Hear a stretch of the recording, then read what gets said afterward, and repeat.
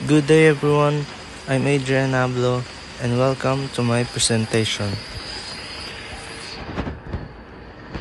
So today, we'll discuss about sigma notation. So let's proceed for our example 1. So the formula for the terms is 2 and 2n. And the lower limit natin dito is n equals to 1 to 5. So ang una natin gagawin dito ay ililipat natin tong 2 na nasa labas ng parenthesis, ililipat natin siya sa likod ng sigma. So parang ganito. Yan. At ang next naman natin gagawin ay itong una nating isosolve.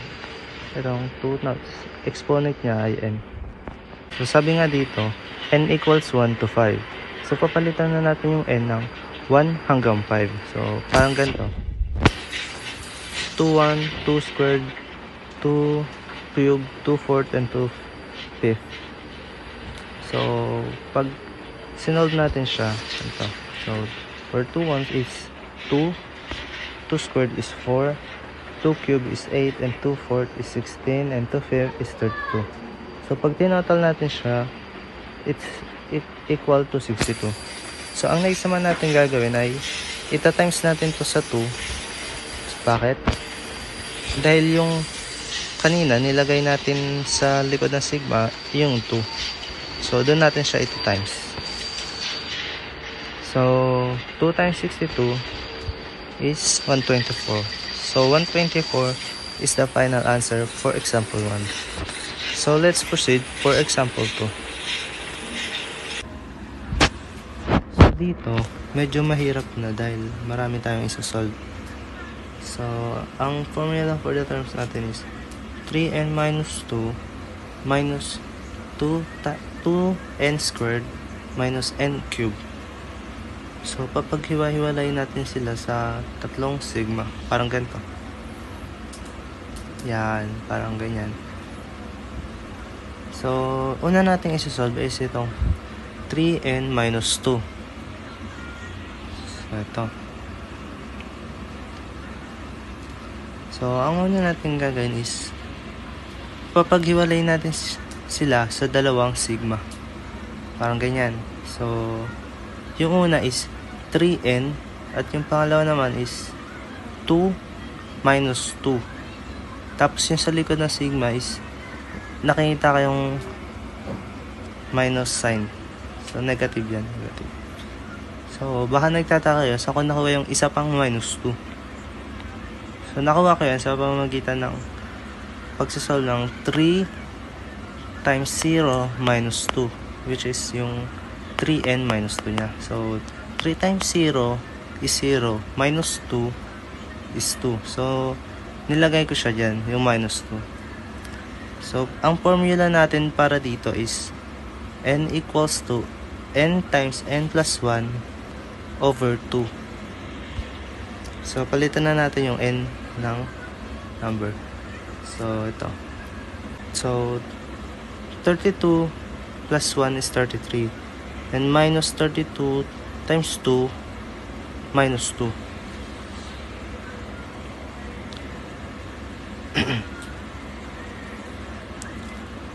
So, ang next is pwede na nating i-divide yung 33 sa 2.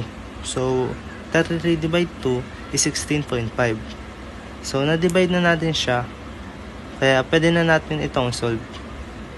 So, 3 times 32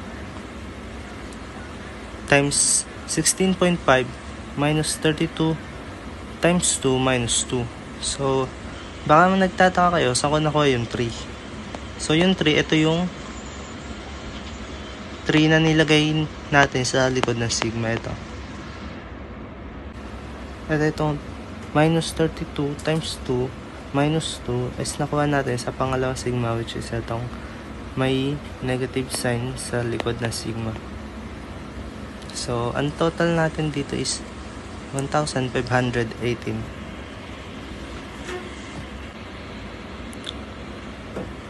So, ang next naman is itong minus 2n squared. So, ganun lang din. Nilagay ko sa likod ng sigma yung negative 2.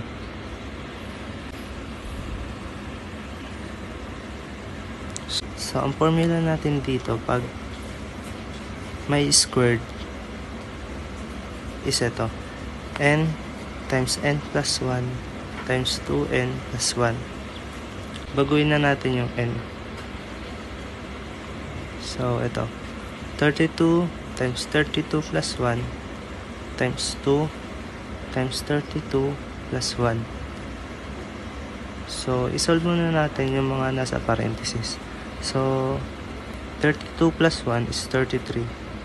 And 2 times 32 is 64 plus 1. So, 65 siya. So, isolve ulit natin itong nasa parenthesis.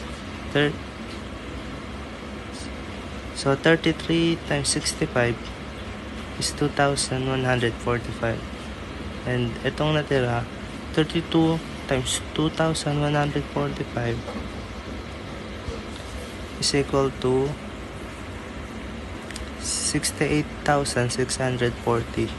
So, ayun na yung total niya. Kaya, i-divide na natin siya sa 6.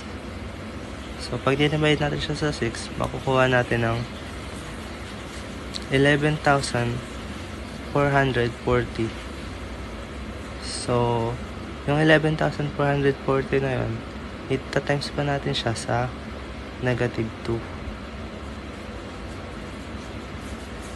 So, saan natin nakuha yung negative 2? Negative 2, ito yung nasa likod ng sigma. Itong negative 2. So, pag tinimes natin siya, 11,440 times negative 2 is equal to negative 22,880.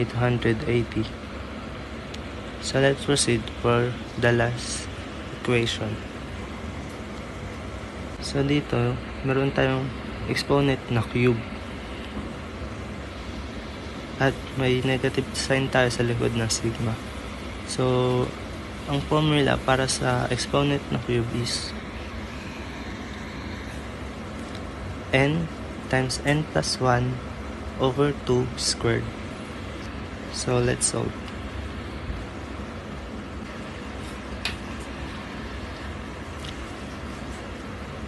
(32 times 32 plus 1 is 33. And 32 times 33 is 1,056. So, 1,056 over 2 is 528. So, bakit naging negative dito? So, kasi may negative dito sa likod na sigma. So, ang meaning yan, magiging negative yung answer natin. So, negative 528 squared is equal to negative 278,784. So, ayun ang total natin. So, nasolve na natin lahat.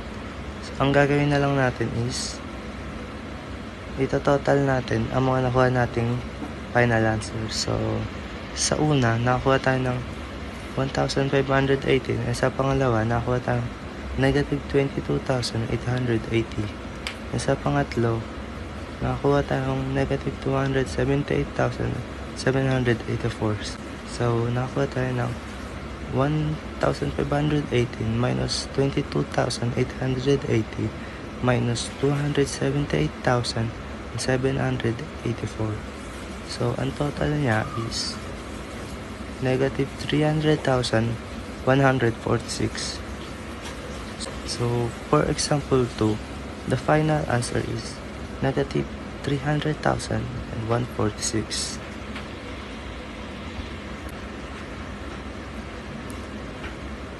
And that's all for today. Thank you for listening. I hope you learned something.